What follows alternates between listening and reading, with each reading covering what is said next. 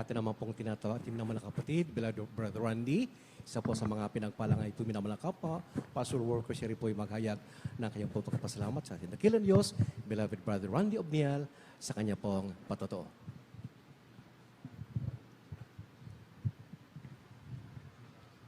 Praise the Lord.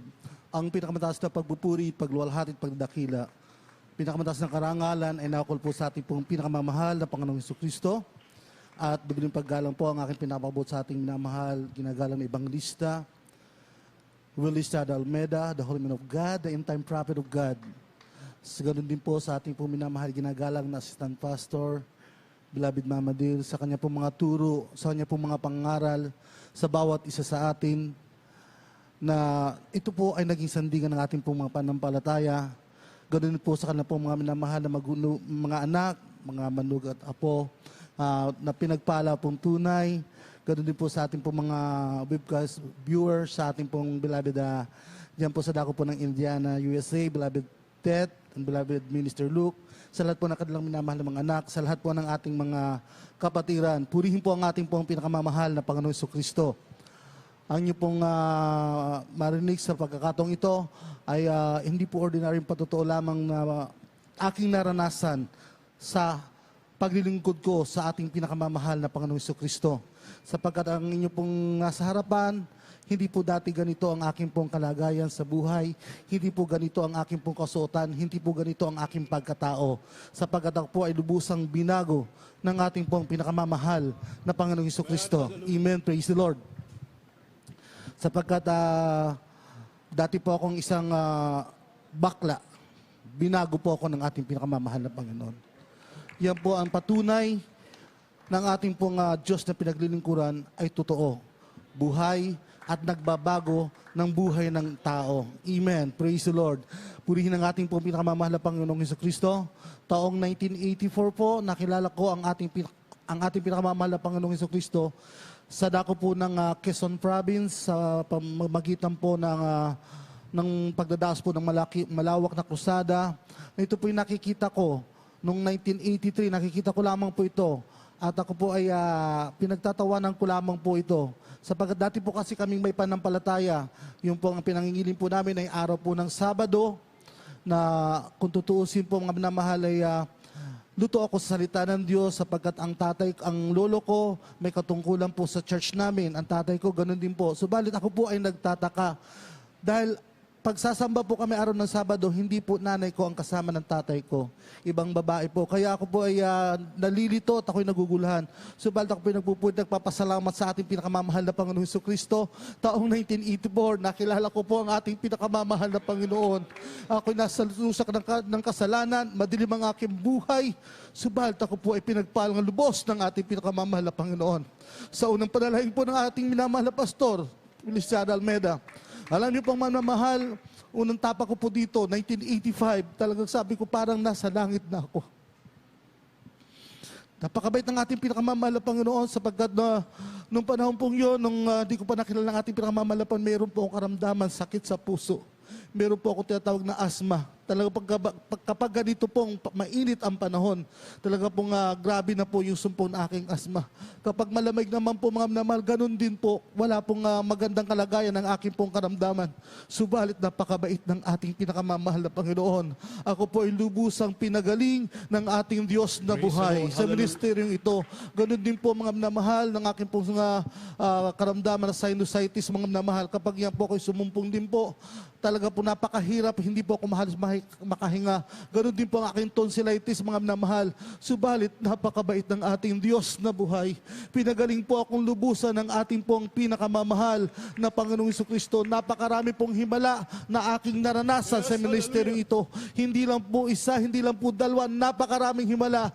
Kung sasabihin ko ang himala ng ating mahal na Panginoon, sabihin ko po hindi matatapos ang araw na ito. Subalit ako'y nagpupulit, nagpapasalamat sa ating pinakamamahal na Panginoon. Ako po'y narito na nagsasabi na ang Diyos ay buhay. Bakit po, ma'am na mahal? Dumating po isang pagsubok sa aking buhay. And that was 2016. Matagal ko na pong nararamdaman po ito, mga minamahal. Lagi pong masakit yung tiyan ko, 20 years ago. Sabi ko, ano po ito? Ano po, bakit po matigas yung tiyan ko? Hanggang sa lumalaki po ng abnormal yung tiyan ko.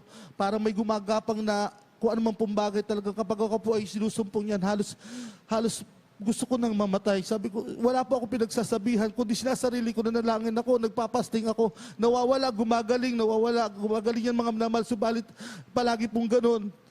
2015 mga minamahal, nagpasya po ako umakyat po ng Baguio, na nagpasting po ako doon ng almost 21 days mga minamahal. Pang-5 araw ko po mga minamahal na pag-aayuno. Hindi ko po sinasabi sa mga ka-worker ko na nandun na ganun ang kalagayan ko. Halos mga minamahal, doon na po ako sa tiles na tutulog, pagulong-gulong po ako, sobrang sakit mga minamahal na naramdaman ko. Pang-5 araw pag-ayuno ko mga minamahal, nakaramdam po ako nagsuka po ako mga minamahal. Lumabas po mga minamahal sa akin yung maiitim, lang sa mababaho na yun po yung toxic po mga minamahal. Pasensya po mga doon sa mga kumakain, maselan po yung patutuo ko. Alam po mga minamahal, lumabas po lahat yon. Gumaling po yun mga minamahal. Lumipas po ang 1 taon. Praise the Lord. Hallelujah. Sa dako po ng Candelaria, sapagkat pag may event po mga minamahal, nagpapaalam po ko sa ating po mga beloved children, ako po mag-aayuno. Doon naman po ako nag-ayuno sa dako po ng lugar ng Quezon sa Candelaria. 10 araw po mga minamahal, ganitong oras, sabi ko magbi-break na po ako. Alam niyo po mga minamahal, sabi ko bakit ganito ang nararamdaman ko, parang nangihina ako, parang mauubos yung lakas ko, parang hinahirapan ako huminga, parang hindi ako nandito na lang. Alam po mga minamahal, nireview ko po yun. Sa pangalan ni Jesus, kung ano mang nandyan sa loob ng tiyan ko. Sa pangunang panalangin ng tao, nilungisan mo, malapang ng aming minamahal na pastor. Ilabas mo na po ito. Patulugin mo ako kahit kaunti malapang Panginoon. Nakatulog po ako mga minamahal. Nagising po ako bandang 5:00. Mga minamahal, tumiksak mga minamahal, naramdaman ko bigla pag-ubo ko po. May lumabas po na kulay brown. Sabi ko, ano to? Tuloy-tuloy na po yun, lumabas po ako ng fasting room. Alam niyo po mga minamahal, mga patay na dugo lumabas sa aking bibig mga minamahal. Sabi ko, bakit puro patay? Bakit ganito? Alam niyo po mga minamahal, hanggang sa yung pong malaking electric pa nakatutok sa akin 3, hindi po ako naibsan po ng pawis. Ang pawis ko po talaga tagaktak para po yung talagang binubusan ako ng tubig. Ganun po ang pang lumalabas na pawis sa katawan ko. Hanggang sa makaramdam po ako ng, sabi ko mag-CCR ako. Alam niyo po, inakay po ako dahil hindi na po ako makagulapay sapagkat ang dami po lumabas sa aking katawan na patay na dugo. Hindi na po ako makagulapay. Inakay po ako ng 2 tao. Nakarating po ako sa CR. Alam po ma'am naman, pagpasok ko po sa CR, pagkakamali ko, inila ko po yung CR. Alam niyo po ma'am na mahal, doon ko po naramdaman, nag-total black po ako. Wala na po ako makita. Hindi na po ako makahinga. Pag upo ko po ma'am naman sa bowl, sabi ko, mahal na Panginoon, hindi ako makakita. Bakit? Ano nangyari? Hanggang sa unti-unti nararamdaman ko, wala na po akong hininga. Hanggang sa naramdaman ko, sumubsub po ako mga minamahal. Yun lang po ang naalala ko. Alam po mga naman, hindi ko po alam. Nangyari po yun ay September 9. Araw po ng overnight po yun mga minamahal. Araw po ng gawain. Nandun po mga kapatiran po natin na kasama ko nagpapasting. Sila po mismo ang naging saksi. Makapwa ko mga gawa sa dako po ng Candelaria, Quezon. Alam po mga minamahal, ang tagal ko po, pinasok po ako sa loob ng CR ng 5:30. Inilabas po ako ng 6:45. Hindi ko po alam na gano'n na po wala ako katagal na nakahandusay sa loob ng CR mga minamahal. Alam po mga minamahal, kita-kita ko po, umangat po yung aking kaluluwa. Kita-kita ko po yung katawan ko. Nakahandusay, nakasubsob mga minamahal. Sabi ko ba na Panginoon, isang pagkakataon, hinihingi ko, ayaw ko pang iwan ang aking mahal sa buhay. Gusto ko po silang maligtas pa. Mahal na Panginoon, ibalik mo ang aking buhay. Alam niyo po, unti-unti mga minamahal, malamig na boses, narinig ko po, sabi, anak, bumangon ka, gumising ka. 3 beses, napakalamig na boses mga minamahal. At unti-unti po mga minamahal, nagising po ako.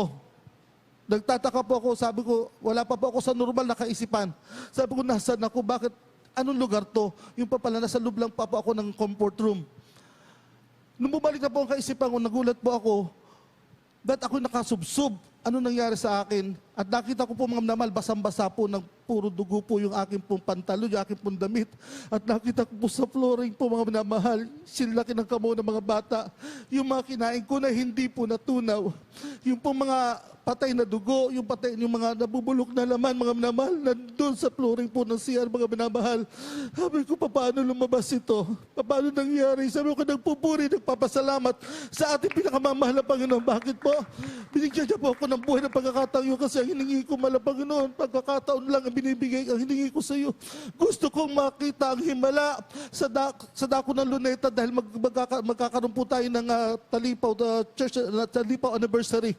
Alam po mo, yun lang po ang hiniling ko sa ating pinakamamahal na Panginoon. Binalik ng Diyos, ng banal na Diyos ang buhay ko. Nagpupuri ako, nagpapasalamat. Nung maipon po yun, mga minamahal, inipon ng kapa ko, mga gawa, mga minamahal. Sa dako po ng Candelaria, isang balde po, mga minamahal. Kaya ako po hinang-hina. Pero nagpapasalamat ako sa ating pinakamamahal na Panginoon. Bakit po ang niyo malikod? Nandito, buhay na buhay, taglay ang buhay, ang kalakasan. Ibinigay sa atin ng ating pinakamamahal na Panginoong Jesus. Ang pinagpupuri, nagpapasalamat, mga minamahal. Yung pong karamdaman ko yun, sabi ko, mahal na Panginoon, ang sabi ng kaibigan ko, ipaano natin yan? Ipa-ultrasound natin yan kung ano man. Sabi ko, ayoko. Natatakot ako. Alam niyo pang naman, napilitan po. Sabi nung doktor na pubudagaan, nag-check sa akin, sabi, may kailangang tanggalin sa yung loob ng katawan. Kung ito, kailangang malisir ito. Sabi ko, Dok, kung malilisir ba ito, may posibilidad ba na mabuhay ako? Sabi ko, observe ba? Sabi ko, wag na lang po, Dok. Salamat na lang po. Nagpapasalam, sabi ko, may Diyos po akong na pinaglilingkuran. May panampalataya ako sa Diyos. Sabi ko, mahal na Panginoon, dagdagan mo pa ang aking pananampalataya. Kung may 100% akong panampalataya, gawin mo 200, gawin mo 300% na panampalataya. Well, lalabanan ko ang kamatayan. Gusto kong maglingkod sa iyo. Gusto kong ipatotoo sa iyo, sa kanila, na ang Diyos ay totoo. Na ang Diyos ay makapangyarihan. Na ang Diyos ay bumubuhay ng mga patay. Kaya ako'y nagpupuri, nagpapasalamat sa ating pong pinakamamahal na Panginoon. Nangyari po sa akin isa pang himala ng ating pinakamamahal na Panginoon, year 2019. Yung po ay araw po ng Quiapo. January 9, mga minamahal. Nautusan po ako na ayos po ng bulaklak, bandang after po ng Wednesday service. Alam po mga minamahal, sa sobrang pagod po, dahil nag-duty po pa kami ng mga sa dako po ng Amoranto, nakatulog po ako sa taxi. Ngayon po, sabi ko, Kuya, pakidiretso mo na lang po yung Maria Clara, tapos pagdating ng dulo ng Maria Clara, bababa na lang ako, maglalakad na lang ako papuntang Dangwa. O sige. Alam po mga minamahal, sa isip ko, sabi, bakit ang tagal namin makarating sa dako ng Dangwa? Bakit hindi pa kami nakakarating? Alam niyo po mga napagising ko, pagmulat ko, bakit hindi pamilyar sa akin yung lugar. Pagkatapos nakita ko, sabi, papuntang Divisoria to. Sabi ko, Kuya, bakit dito tayo dumaan? Sa ito yung malapit na daan. Sabi, hindi, Kuya. Sabi ko, pag kumaliwa ka dyan sa Divisoria, yan. Hindi, sabi ko, dito yung tamang daan. Sabi, mali, Kuya. Dapat kung umano ka, sa may Bloomington, diretso na lang tayo, tapos sa may Dimasalang Street tayo. Hindi, sabi ko, Kuya, nagtalo po kami. Alam po mga namahal, nagalit po sa akin yung driver, itinigil sa isang madilim na lugar. Sabi niya, anong gusto mo? Magpainit muna tayo. Alam po mga namahal, sabi ko, kung papatulang ko to, kayang-kaya ko to. Alam po mga namahal, ang ginawa ko, nandun po ako sa front seat, mga namahal, lumuhod po ako. Nagpakbomba ako sa harap ng ating pinakamamahal na Panginoon. Bigla po akong sumigaw sa pangalan ng Jesus. Evil spirit, depart from us in the name of Jesus. Be frozen in the name of Jesus. To the prayer of our beloved pastor. Alam niyo po mga minamahal, yung driver po, bigla pong nanginig. Ang ginawa ko po, nag-umpisa po kung umawit, magpuri in the name of Jesus. There's power in the name of Jesus. Yun po ang inaawit ko. Sabi ng driver, nakikiusap, Kuya, tumigil ka na pag-awit na bibigyan ko. Tumigil ka na pakiusap sa akin. Sabi ko, hindi. Dalhin mo ako sa pupuntahan ko, doon lang ako titigil. Sige, Kuya, kahit hindi ka na magbayad ng tax na dito sa ng pamasahe mo, basta tumigil ka lang sa pagkanta. Sabi ko, hindi. Hanggat hindi tayo nakakarating doon, hindi ako titigil sa pagpupuri sa ating pinakamamahal na Panginoon. napakabisa po ng pinagpuri sa ating pinakamamahal na Panginoon. Kaya ako'y nagpupuri, nagpapasalamat sa ating pinakamamahal. Pagbaba ko, anong sabi, Kuya, patawarin mo ako. Sabi ko, ang Diyos lang magpapatawad sa iyo. Tao lamang ako. Sabi, total, araw ng Panginoon, patawarin mo na ako. Huwag mo na akong bayaran. Sabi ko, kung magkano yung babayaran ko. Sabi ko, hindi naman ako gagagaya mo. Yung pala, may bahalak po pala akong hold the pins. Pero, sabi ko po, ang kapangyarihan ng Diyos ay nandoon. Laging kasama ko ang ating pinakamamahal na Panginoon. Last, mga minamahal, February po, mga minamahal, after ng church anniversary 2019 pa rin po yung mga minamahal. Nakaapak po ako sa tent po ng 2.5 na pako, mga minamahal. Ito pong foot ko po, mga minamahal. Pinapatanggal ko po kayo doon sa akong kasama dahil naramdam ko po yung dugo, tumatagas. Ayaw po yung tangke, natatakot po siya. Kuya, ayaw ko natatakot, baka una akong mahimatay. Alam niyo po, mga minamahal, talaga namamanhid na po ito dahil parang may kalawang po yung napakan ko. Nandalangin ako sa ating pinakamamahal na Panginoon. Mahal na Panginoon, patawarin mo ako. Ano ba pagkukulang ko? Mahal na Panginoon, yung pa ako, mahal na Panginoon, nakatusok sa paa ako. Mahal na Panginoon, alisin mo. Alam niyo pong bigla na lang pong natanggal. Wala pong sugat, walang dugo.